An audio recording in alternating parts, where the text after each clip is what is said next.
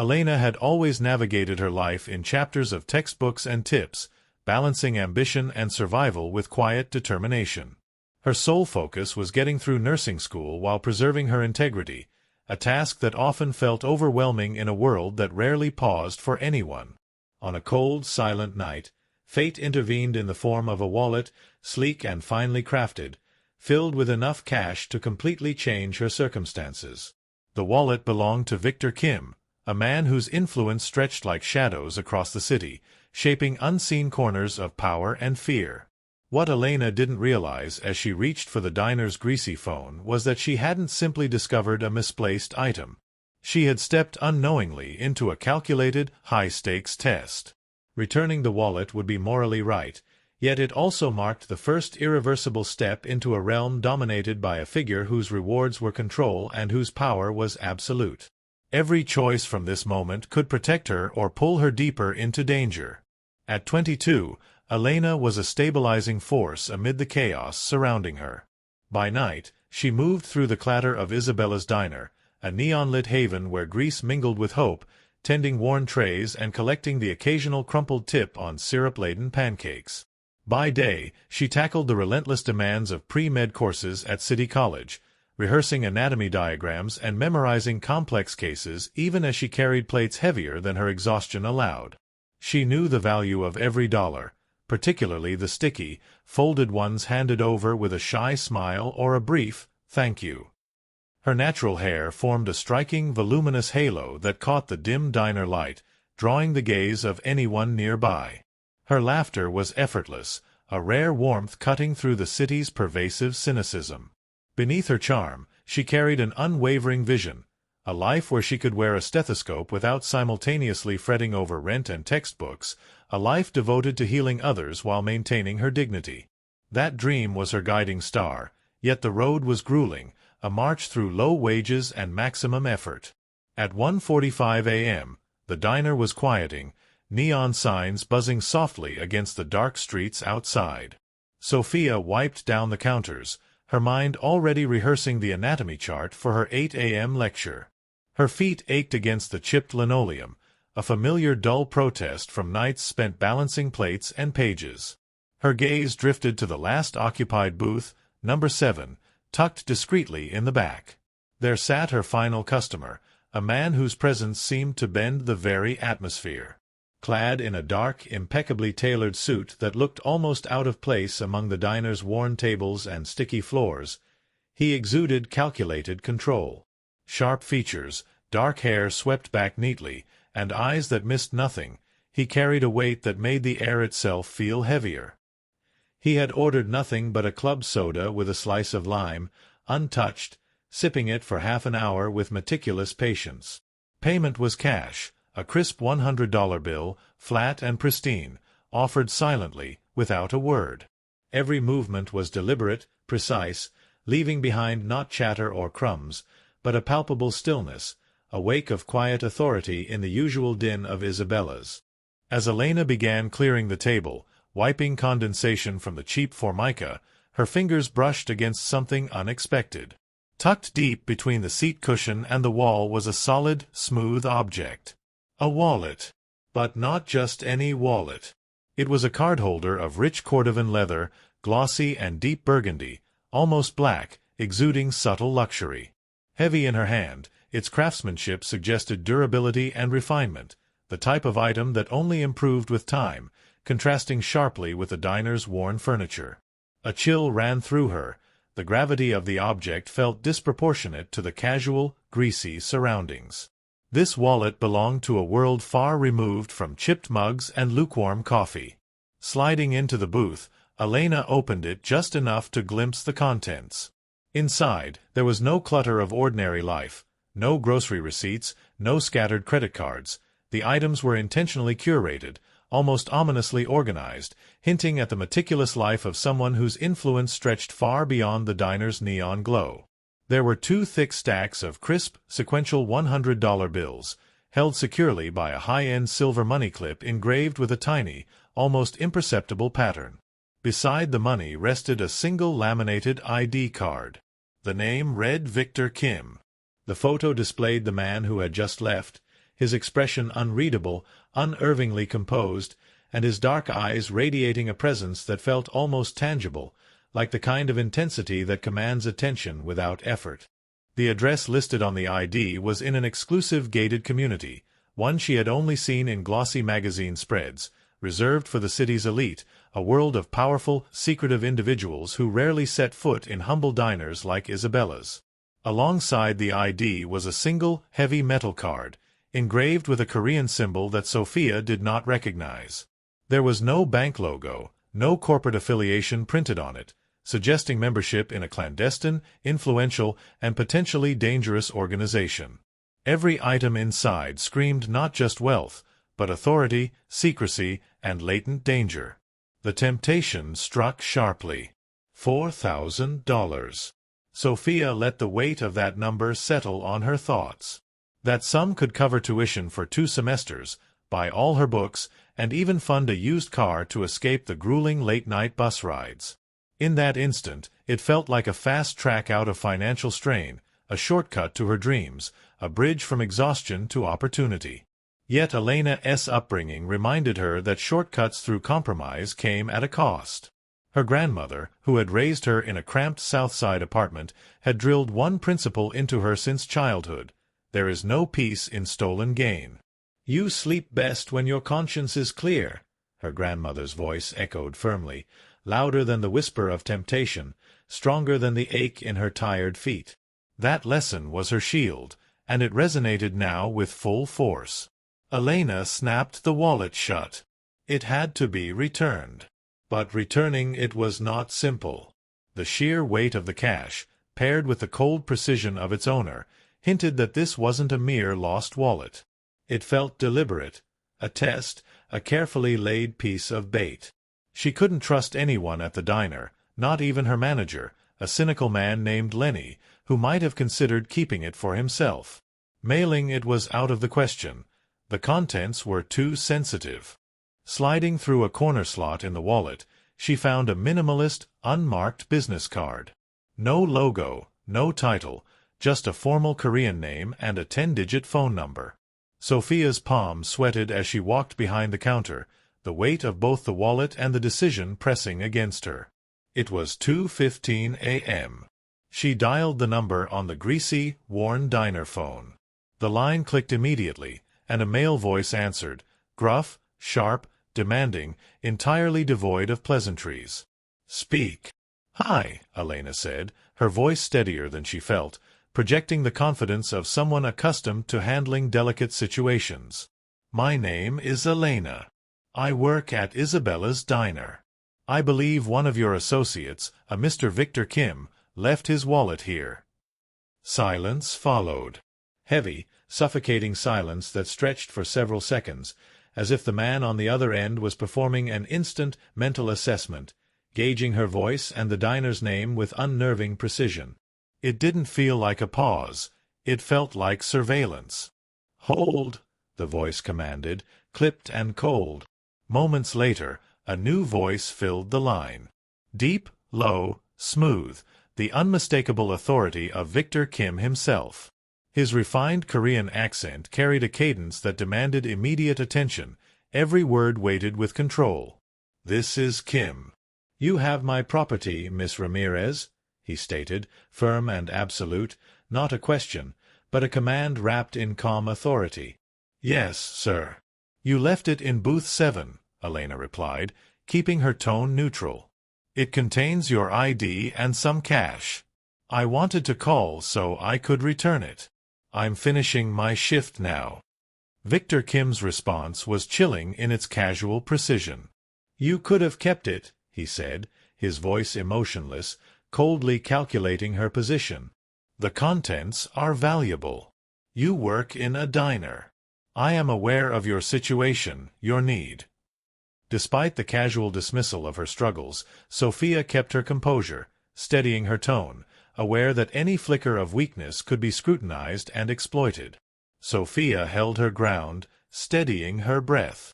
"It's yours, sir. My position doesn't change the fact that returning it is the right thing to do. I can either wait for you to retrieve it or secure it safely until tomorrow," she said, her voice measured, though her heart pounded in nervous rhythm against her ribs.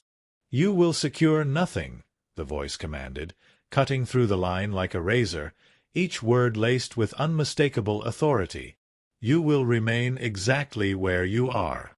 Do not let the wallet leave your sight. Do you understand?" "Understood," Sophia replied, her throat tight. She felt the gravity of his presence through the phone, a weight pressing down on her, suffocating and sharp. "A driver will arrive in exactly 15 minutes, he continued, his tone colder now, the kind of calm that carried danger beneath it. "You will hand the wallet to him directly. You will not speak beyond necessary confirmation. And, Miss Ramirez," the voice lowered into a menacing warning, deliberate and chilling, "you did not open that wallet. Do you confirm this?" Sophia froze for a heartbeat. She knew the question was a test, a probe into her integrity and composure.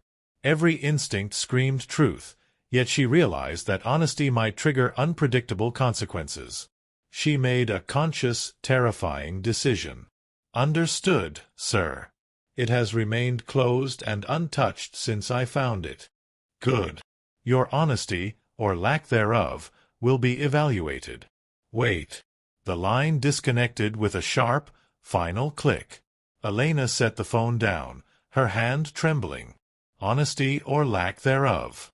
She had just lied to a man whose reach and power clearly extended far beyond normal society. The wallet on the counter no longer felt like a lost item.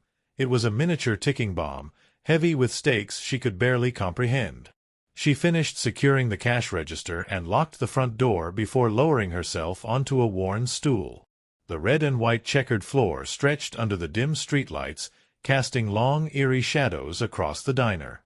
Sophia knew she had acted correctly by calling him, but a cold premonition gnawed at her. By choosing integrity, she had unknowingly bound herself to a force far darker than she could imagine. She had been tested, she knew it, though she didn't yet grasp the full scope. Her small, predictable world had collided violently with one ruled by control and danger. The next 15 minutes stretched into an excruciating eternity. Elena's gaze remained fixed on the street outside the large diner window, her hands clutching the Cordovan wallet protectively in her lap. The greasy diner phone sat silent, a smoldering presence in the otherwise empty, quiet room. She wasn't afraid of being robbed. She feared the man she was returning the wallet to, the man who spoke with a precision and coldness that suggested lethal efficiency. The lie she had told him about not opening the wallet weighed heavily. She knew he would discover it, or perhaps already had. At exactly 2:30 a.m., a vehicle slid to a stop outside Isabella's.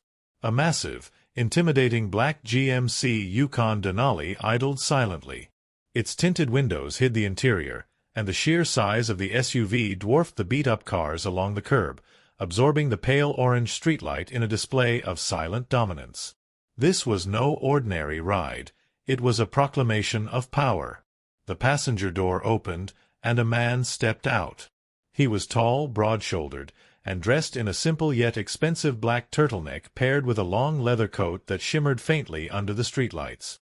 He moved with a slow, deliberate grace, each step measured, precise, like a predator surveying its territory.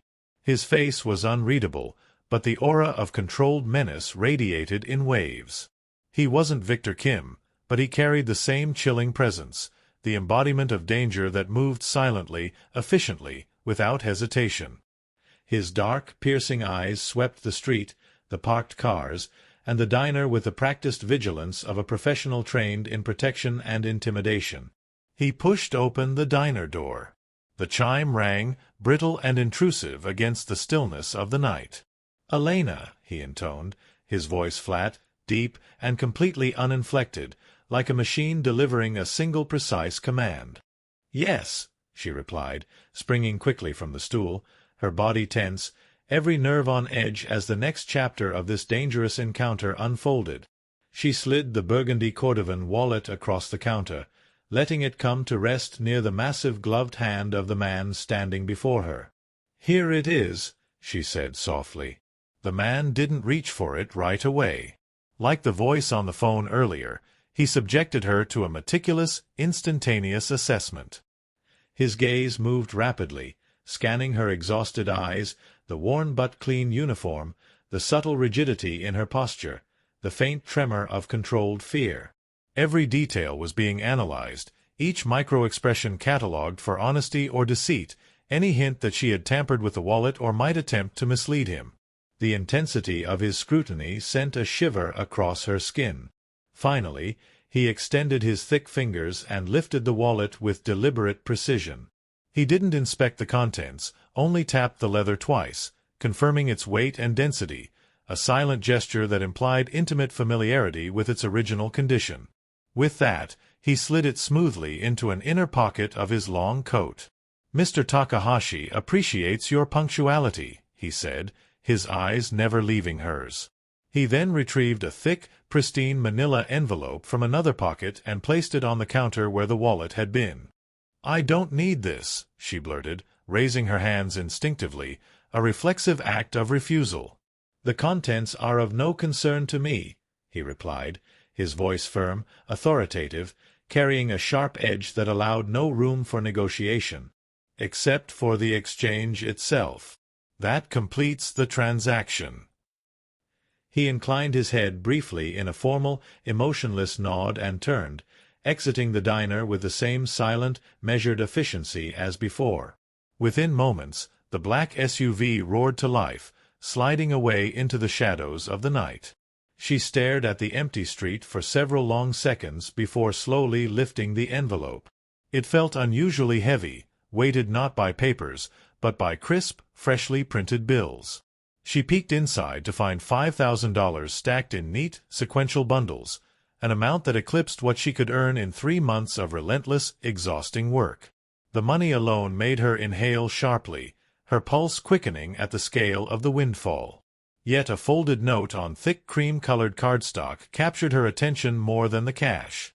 Its handwriting was smooth, confident, the same luxurious stock as the business card she had found earlier. "Your name is now linked to a trait I value. Do not spend these funds immediately. Do not mention them to anyone. You have passed preliminary evaluation. Await further contact." The note slipped through her fingers, fluttering onto the counter. A wave of fear surged back into her chest, blending with a bone-deep comprehension. She hadn't merely returned a lost wallet.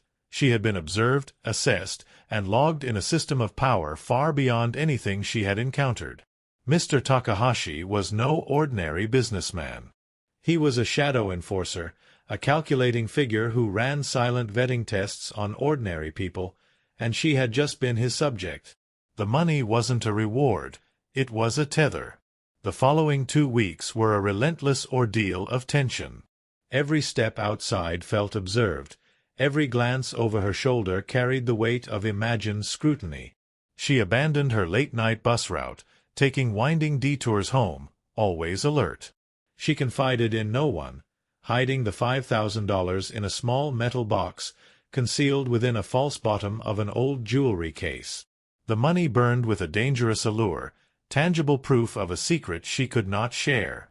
She buried herself in her pre-med studies, trying to outrun the gnawing anxiety, immersing herself in the predictable logic of anatomy and physiology. Fatigue became constant, nerves frayed from perpetual vigilance. And then the contact came. Quiet, precise, and unervingly deliberate. It proved, in the starkest way, that no matter how hard she tried to stay within the boundaries of normal life, she could not escape the orbit of Mr. Takahashi. Elena Carter carefully slid the Cordovan wallet across the diner counter, letting it come to rest near the large, gloved hand of the man before her. "Here it is," she said softly, though her voice carried a hint of nerves beneath its composed exterior. The man didn't immediately reach for it. Instead, like the previous voice on the phone, he subjected her to a silent but exhaustive evaluation. His gaze scanned every detail, from the exhaustion reflected in her eyes to the worn but meticulously clean uniform she wore, from her posture, tense, controlled, but cautious, to the subtle tremor in her fingers. Every motion of hers was assessed for duplicity, every micro-expression analyzed for deceit. The intensity of his scrutiny made the tiny hairs on Elena's neck stand on end. Finally, after what felt like an eternity compressed into seconds, his thick fingers extended and lifted the wallet. He didn't open it. He merely tapped the leather twice, confirming its heft and density, a quiet assertion that he knew exactly how it should feel. Then, almost imperceptibly, he slipped it into the inner pocket of his coat. "Mr. Takahashi appreciates your promptness," he said, his eyes locked on hers with a disconcerting precision. He reached into another pocket and produced a pristine, substantial manila envelope, placing it on the counter where the wallet had been. "I don't need payment," Elena said instinctively, raising her hands in a gesture of refusal. The money emanated a weight she could almost feel, a sense of danger attached to its crisp presence. "Seriously," the man replied, his tone sharpening with authority, "it was your responsibility. The directive is absolute. Nothing is negotiable, except this exchange. This completes the transaction." He inclined his head in a curt, formal acknowledgment, entirely devoid of warmth, then pivoted and exited the diner without another word. In under a minute, the black SUV slid away into the night, its tinted windows absorbing the weak glow of the streetlights like a shadow consuming light. Elena stared at the empty curb long after it disappeared, her hand finally trembling as she reached for the envelope. It was heavier than she anticipated. She carefully lifted the flap and found stacks of crisp bills, totaling $5,000, a sum greater than anything she could hope to earn in 3 months of grueling labor. Alongside the money lay a folded note on luxurious cream-colored cardstock, the same quality she had seen in the unmarked business card. "Miss Carter," it read, in elegant, flowing script, "an interesting choice. You have prioritized principle over immediate gain in a world that rarely rewards such discipline. Your name is now associated with a trait I require. Do not spend these funds immediately. Do not mention them to anyone. You have passed the preliminary vetting. Wait for contact." Elena sank slowly onto the stool, the note slipping from her fingers onto the counter. A tidal wave of fear returned, now mingled with a stark, overwhelming comprehension. She hadn't just returned a wallet, she had been observed, tested, measured. Mr. Takahashi was no ordinary businessman. He was a creature of influence and control, an enforcer of hidden networks, cataloging her every decision. The money she now held wasn't a gift, it was a tether. The next 2 weeks became a slow-burning nightmare. Elena felt eyes on her constantly, as if every shadow in the streets could hide a watcher. She abandoned her usual late-night bus route, choosing longer, convoluted paths home, scanning over her shoulder at every turn. She confided in no one, tucking the envelope, untouched, into a small metal box hidden within a false bottom of an old jewelry case. The weight of it was both literal and psychological, an ever-present, dangerous secret she could neither use nor ignore. She buried herself in her pre-med studies, desperate to escape the anxiety by losing herself in the predictable, logical patterns of human physiology. Fatigue became a constant companion, nerves stretched thin from the perpetual vigilance. Then the inevitable happened. The first contact arrived in a way designed to remind her that no matter how deeply she immersed herself in study, Mr. Takahashi's orbit could not be evaded. The air shifted around Elena, heavy with the scent of sharp wood and faint metal from the man who stood before her. His presence was a quiet thunderclap. "If you decline," Mr. Takahashi's voice cut through the silence, measured but with undeniable weight, "you remain exactly where you are, a waitress trapped in struggle, protected yet powerless." A soft tap on the phone punctuated the sentence, an almost ceremonial signal. "If you choose to accept," he continued, "I will place your future fully within your hands. Tuition, living expenses, every obstacle removed. You will walk forward free, yet bound. Your life will belong to me in ways you cannot yet understand. Speak of nothing. Use your knowledge for nothing but my direction. Break this trust, and everything, security, safety, opportunity, will vanish." Elena's chest tightened as the room seemed to shrink. The dim library light bounced off stacks of textbooks, highlighting the small, black flip phone on the table, ominous and silent. It was not merely a phone. It was a key, a chain, a contract forged in shadow and obligation. Her mind raced, images of years spent juggling classes, part-time jobs, and debts flashing in a violent montage. She lifted her gaze to meet Takahashi's eyes, unflinching, unyielding. He wasn't offering her freedom. He was offering allegiance, a dark covenant cloaked in promise. The gravity of her integrity had delivered her here, and now it demanded a choice that would define her. Her hand hovered, trembling slightly, before closing over the cold, hard flip phone. "I accept," she said, voice trembling yet firm, a strange mixture of fear and resolution threading every syllable. A faint, almost imperceptible smirk traced across Takahashi's lips, a predator satisfied. "The initial funds are secured. Begin your registration. Submit your resignation from your current position. Call me Ren." The utterance of his name carried weight, a reminder that this was not a partnership of equals. It was a bond of control. He pivoted with the grace of a panther, dark coat brushing the floor, and left the library silently, as though the shadows themselves swallowed his presence. Elena remained frozen, heart pounding, clutching the phone that now felt less like opportunity and more like a tether to a silent, unseen power. The next day, she moved with purpose. Her resignation at the diner was simple, clean. Lenny, her manager, stared, perplexed by the sudden clarity of her finances.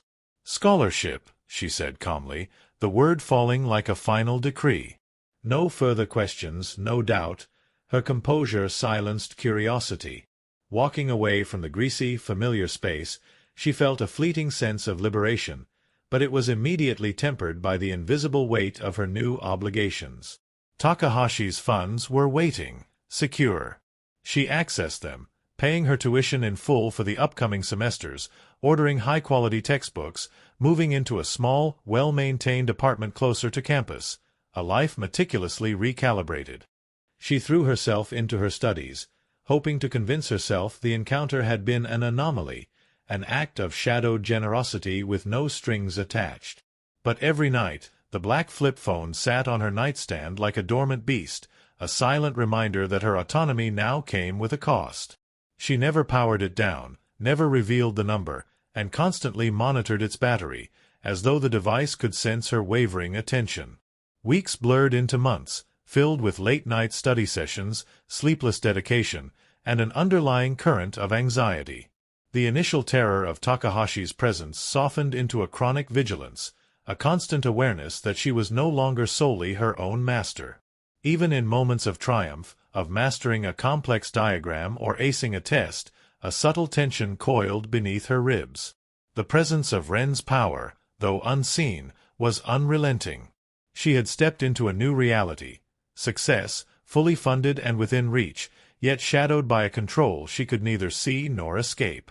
For weeks, Elena convinced herself that maybe, just maybe, Ran Takahashi had forgotten the girl he had quietly purchased from her old life. She clung to that fragile illusion as if it could save her sanity.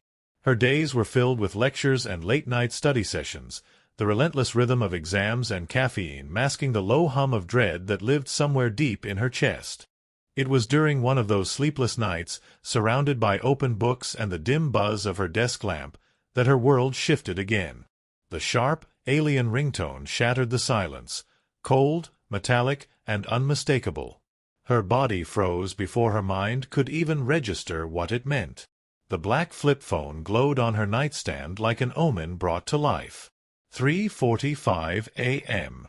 A sound that cut through her bones. Her hand trembled as she picked it up.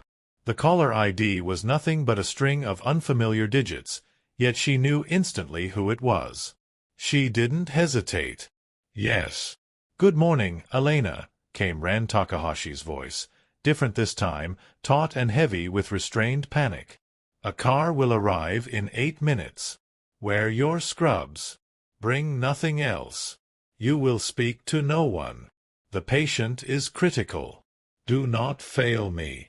Before she could respond, the line went dead. No explanations. No reassurance.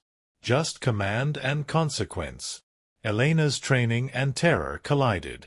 She jumped from her chair, heart pounding as she threw on the crisp blue and white scrubs she had pressed earlier. Her mind was racing, but her hands moved automatically, guided by pure survival instinct. The icy night air burned her lungs as she stepped outside. Right on cue, a large black SUV idled at the curb, its tinted windows gleaming under the faint streetlight. The driver, a stone-faced stranger in dark clothing, opened the rear door without a word. Inside, the vehicle smelled faintly of leather and something metallic, like tension given form. Elena slid into the back seat, gripping the phone in her pocket as the engine purred to life. The city faded behind them in a blur of streetlights and fog. For nearly an hour, they drove through twisting country roads that led far beyond the safety of civilization.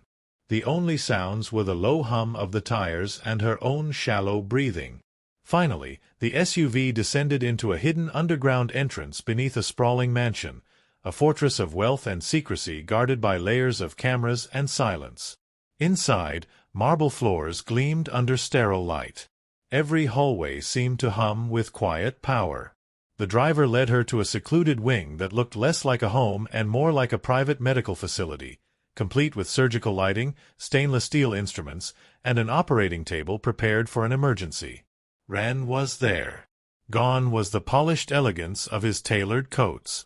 Now he wore dark tactical gear, functional, unadorned. His hair was disheveled, his sleeves rolled to the elbows, revealing tension carved into every movement. On the gurney before him lay an elderly man, impeccably dressed but drenched in blood, his skin pale and waxen. The sheet beneath him was soaked crimson. Ren's voice broke the still air. "He was attacked," he said, his tone low but shaking slightly. "A knife, deep, near the sternum. Missed the heart, but barely. Too much blood lost. I can't risk a hospital. He's my advisor. The one person I trust." The words carried a weight heavier than orders. This was desperation, stripped bare.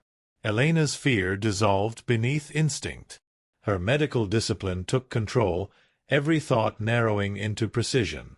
"Pulse weak," she muttered, fingers finding the thready beat at the carotid. "Pupil reaction sluggish. Severe blood loss." She looked around. This was no amateur setup. Whoever had built this place knew what it meant to prepare for emergencies. "I need sterile saline, gauze, sutures, and adrenaline, now," she ordered, her voice steadier than she felt. Ren moved immediately, pulling open stainless cabinets, his movements efficient but frantic. The air smelled of antiseptic and fear. Elena snapped on gloves, tore open sterile packs, and began working with the focus of someone who had no choice but to succeed. Every beat of the patient's pulse felt like a countdown. Every second, a reminder that failure here wasn't just professional, it was fatal. The fear of Ran Takahashi was still there, lurking behind her ribs, but now it had transformed into something else entirely. Fuel. A force that sharpened her mind and steadied her hands as the life of a powerful, unknown man hung in the balance. Elena was buried in her textbooks late at night in the university library, surrounded by towering stacks on human physiology and biochemistry. The quiet was broken only by the rhythmic tapping of keyboards and the occasional shuffle of paper.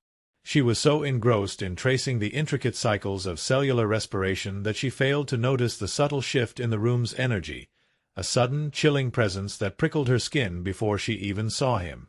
When she finally lifted her gaze, her breath caught. Ran Takahashi stood just 10 feet away near the reference section, bathed in the harsh glow of a fluorescent light that sharpened the angles of his face, highlighting the intensity in his dark eyes. This time, he wore no suit. Instead, a thick, tailored navy wool coat and dark trousers lent him the air of a formidable scholar rather than an enforcer, but the aura of danger was undeniable. He wasn't smiling, nor gesturing, just holding her in his unwavering gaze, a silent assertion that he had come for her. Elena's heart raced as she hastily gathered her books, shoving them into her backpack with trembling hands. She maneuvered past the empty aisles of study carrels, voice low and tense. "Mr. Takahashi," she whispered, a mix of fear and incredulity tightening her throat. "Why are you here?" With a subtle tilt of his head, he gestured toward a curtained-off section of the library reserved for rare and secure documents. "I am here to verify my observations. Your silence. Your discretion. You have informed no one. You have not touched the funds." His scrutiny was unnerving in its precision. He stopped near a low, empty table, forcing her to stand across from him, exposed and small under the stark lighting. "Tonight you will demonstrate that the trust one placed in you was justified," he said quietly, each word deliberate, carrying the weight of expectation. "The wallet you returned contained operational funds and sensitive security codes. Leaving it where you did was a calculated risk, a field test. I needed to identify who could act with integrity under pressure.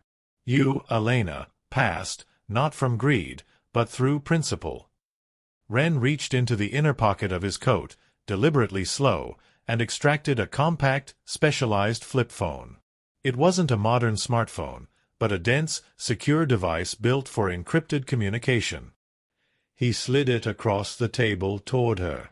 "I require someone who can operate beyond conventional oversight, someone uncontaminated by ambition, someone reliable.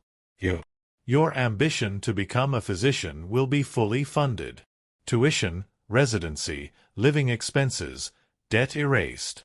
Your future will be secure, entirely free, but it comes with a condition."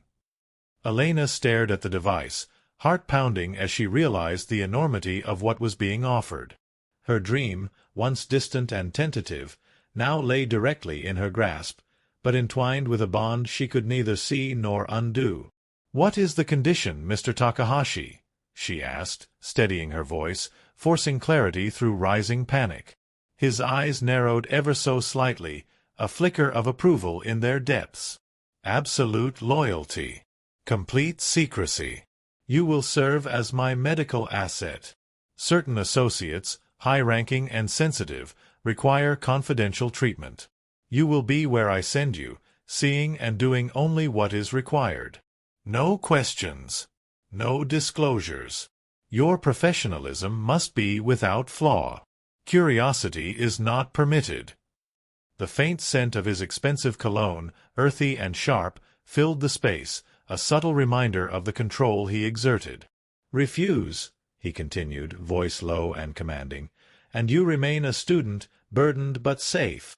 Accept, and your path to freedom is funded, but you belong to me. Should you ever speak, manipulate, or exploit the knowledge you gain, I will revoke every advantage. Consider this your choice, Elena." It was a confrontation of ambition versus fear, a negotiation with a presence so formidable it seemed to consume the very room. Elena's gaze fell on the secure phone, the tangible representation of her future, and the shadow looming over it. She thought of her exhaustion, her looming exams, the oppressive weight of years of debt. Then she met his eyes, unwavering, commanding, impossible to ignore. She reached out, taking the device into her hand, feeling its cold, resolute weight. "I accept, Mr. Takahashi," she said, voice steady despite the terror gripping her chest. A fleeting, coldly satisfied smile brushed his lips. "The initial funds are secured. Begin your enrollment. Inform your current obligations. We are now partners." The words settled like ice in her veins, an intimate tether linking her life to his control. Without another word, he turned and exited the library, silent and precise, leaving Elena alone with the gravity of her choice. The next morning, she tendered her notice at the diner, Lenny watching her departure with suspicion and bewilderment. She deflected his questions with the story of a generous, anonymous scholarship, each word measured, deliberate, shielding the reality of her new bond. Using the secure account, she paid her tuition in full, purchased all necessary materials, and relocated to a small, quiet apartment near campus. Her life had been accelerated, yet shadowed, guided by the invisible influence of Ran Takahashi. Elena poured herself into study, trying to convince herself that this arrangement was a benevolent anomaly. Every evening, she exercised rigorously, attempting to burn away the low hum of anxiety that followed her relentlessly. The encrypted phone sat on her nightstand, a constant reminder of the contract she could neither ignore nor escape. Months passed in a blur of intense study, her fear dulling to a chronic, persistent hum in the background of her mind. Then, in the early hours of a freezing night, her flip phone vibrated, piercing through the library of her exhausted mind. It was 3:45 a.m. The sound, sharp, distinctive, impossible to ignore, reminded her that her obligations were real. The caller ID was a sequence of numbers she could not recognize, but the voice was unmistakable. Elena. Vehicle will arrive in 8 minutes. Put on your scrubs. Nothing extra. Patient is critical. Do not fail me. The urgency in Ran Takahashi's voice carried a strain she had never heard, a desperation beneath the usual controlled command.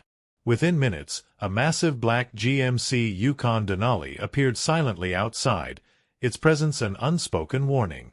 Elena slipped into the back seat, hands gripping the phone, mind racing with professional focus despite the raw edge of fear.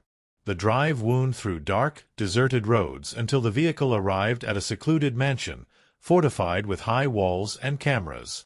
Inside, they traversed immaculate corridors to a medical wing outfitted with a fully equipped operating suite.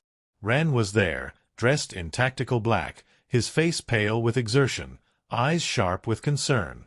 On the gurney lay an elderly Korean man, critically wounded from a deep chest laceration. Elena moved instantly, instinct overtaking fear. Commands flowed from her lips with clarity, precise and unwavering. She located the wound, prepared sutures, a chest drain, and 4 fluids.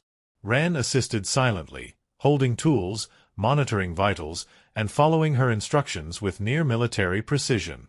For over 2 hours, she worked tirelessly. Her focus was unbroken, her hands steady, reconstructing tissue with layered precision, stabilizing the patient's life despite the precarious environment. When she finally applied the last sterile dressing, she looked up at Ran, announcing the patient's stabilization. He exhaled slowly, tension leaving his shoulders for the first time. Then, stepping closer, he reached out, placing a firm yet respectful grip on her forearm. "You are extraordinary, Elena. Focused, professional, flawless. You have saved him." The contact carried weight, gratitude, acknowledgement, and the profound recognition of her skill under pressure. "You will monitor him continuously.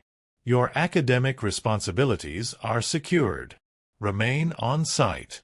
This man is critical, my most trusted advisor. Your performance tonight has cemented our arrangement, creating a debt I intend to honor." Elena nodded, silent, fully aware that her obligations were now more binding and dangerous than any contract she had previously known. Elena had completed the ultimate trial, and the consequences of passing were immediate and irrevocable. She was now tethered to a destiny she could barely grasp, a life defined by unwavering discretion, precise action, and the invisible yet potent current of authority that crackled every time Ran Takahashi's gaze fell upon her. The transformation was complete. From a modest waitress balancing late-night shifts and university studies to a critical operative in the orbit of a powerful, shadowed world she had only glimpsed in fragments before. Every step forward carried the weight of responsibility and the electric tension of silent observation. Her hands, once calloused from serving greasy diner plates, now held the tools of life and death. Her decisions could tip the balance of power in ways she was just beginning to understand. Elena's education, ambition, and integrity had aligned perfectly with Ren's exacting standards, and the realization of her new role, indispensable, trusted, and under constant scrutiny, settled over her like a cold, intricate crown. The diner, the cramped apartment, the frantic hours of study, all remnants of her old life, had vanished into memory. Ahead lay a path shadowed by secrecy, authority, and high stakes, yet illuminated by the rare opportunity to fully realize her dream. She was no longer merely a student. She was a key player in a world where loyalty was everything, discretion was survival, and every action could echo far beyond what she could see. Elena exhaled slowly, feeling the pulse of responsibility thrumming through her veins. Her journey with Ran Takahashi, from that first lost wallet to this moment of complete commitment, had officially begun. There was no turning back. Every lesson she had learned, every ounce of courage, and every ethical choice she had made had led her here, to a future of extraordinary opportunity, shadowed by a man whose power and scrutiny would shape her life in ways she was only beginning to understand.